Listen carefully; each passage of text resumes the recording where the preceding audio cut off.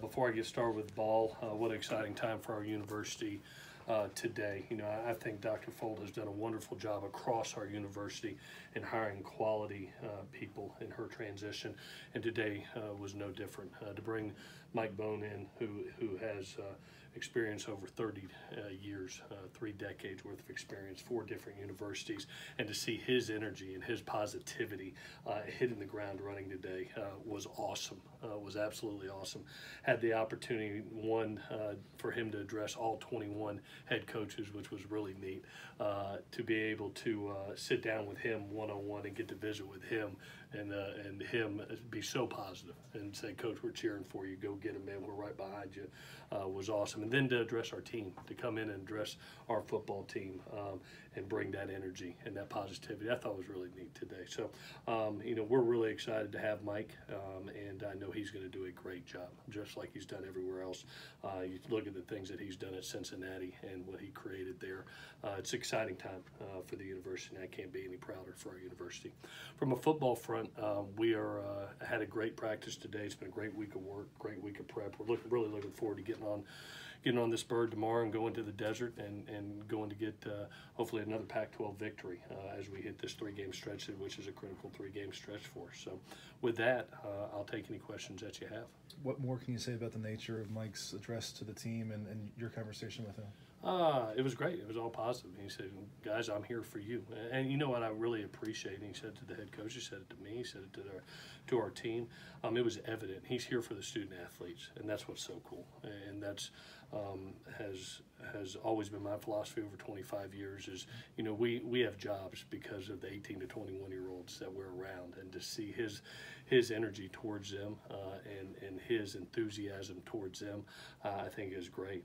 He had a chance to run into Solo earlier today. He was the first person he met, and when you run into Solo, that leaves a lasting impression. And it was a cool moment in the team meeting room when he said, "You know, I ran into Solo, and where's Solo at?" And Solo stands up, and our kids are going nuts. But you know, it was a great first impression. It really was, from a guy that has a ton of experience.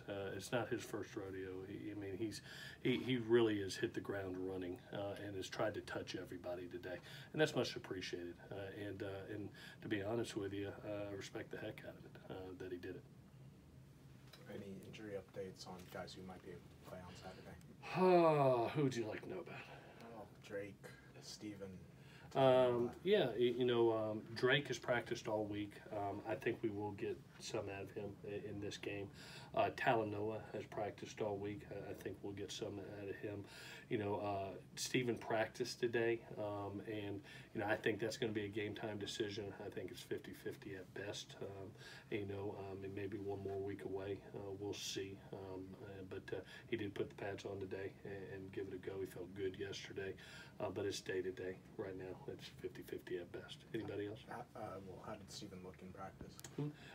He looked, you know, straight line, looked good. He looked like needed a little bit more confidence in cutting, just being honest. And we got 2 days. It'll be game time, but I won't put him in a bad position if he's not confident. So I'm going to bring him on the trip. He provides great energy and great leadership for us, and we'll see where it's at Saturday. Who steps in at nickel this week? Right now, it's Kalana is going to be there. We also have Don Sote, who's only playing in 1 game, so he's got 3 games. His availability has looked good this week. And we can also bring Chase Williams down. You know, he's played that position before. So we've got 3 kids training right now at that position. With Talanoa, you mentioned earlier when injury happened that it might be a surgery thing down the road just to tighten that shoulder up. Mm-hmm. Is there any concern or risk about exposing him to more wear this season? No, you know, in those type of injuries, at some point in time, it's probably going to have to be fixed. Mm-hmm. And you know, a lot of that type of injury happens after the season. Even my own son has had that injury before, and happened and had both shoulders, and had surgery after the season if it's needed. You know, I always go by medical clearance and the confidence of the kid. And you know, right now we took the investment of the time to really get it healed, strengthened, and in a place where he can play, and he's confident with it, and really looking forward to having the opportunity to get back out there. If any of the 2 go away, if all of a sudden he's not medically cleared for whatever reason, or he lacks confidence, he won't step out there. Hunter Eccles was out of practice yesterday. Is he going to be No, he's going to end up having shoulder surgery, so he will be season ending. When did he?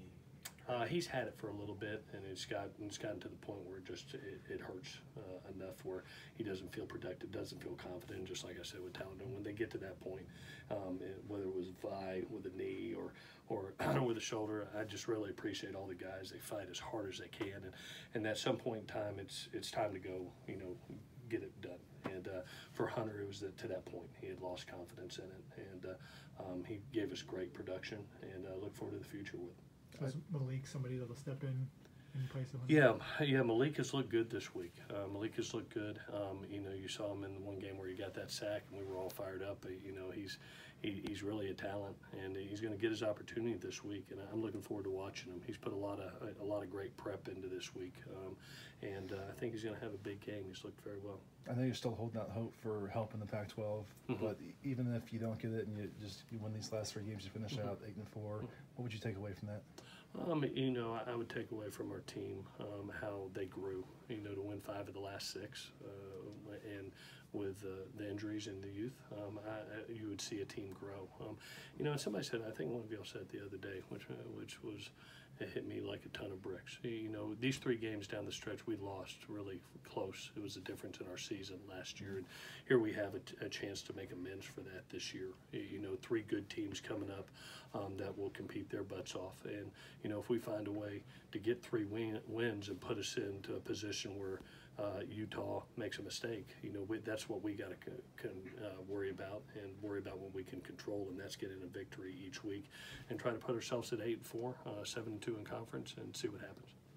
How do you not play the what-if game with the injuries, looking back on how this year's played out?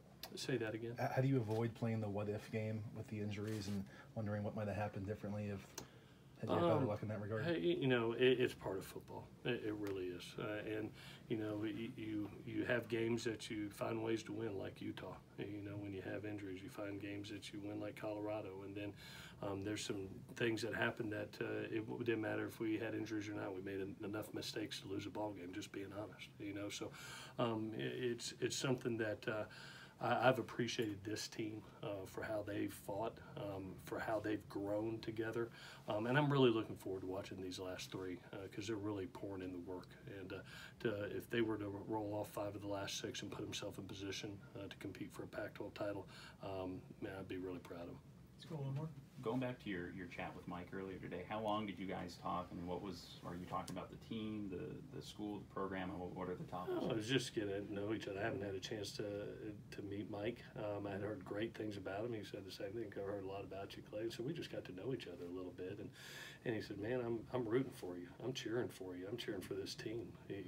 I've been watching y'all and what y'all have done through injuries and things like that. And he said, I thought you put it. He goes, I thought you put it the best on Saturday. Just keep fighting and keep going out there and trying to get wins for these kids. And that's what you do as a coach. So I just really appreciated him. To take the time on this day to go sit down with all 21 coaches, to sit down with me personally, to take the time to visit with our team. I mean, that's big time. I mean, that's hitting the ground running and touching the people that matter, which is our student athletes. I think he's visiting with the rest of the sports student athletes right now. So I've been thoroughly impressed, and I'm really excited for our university and the future that it holds with him at the helm.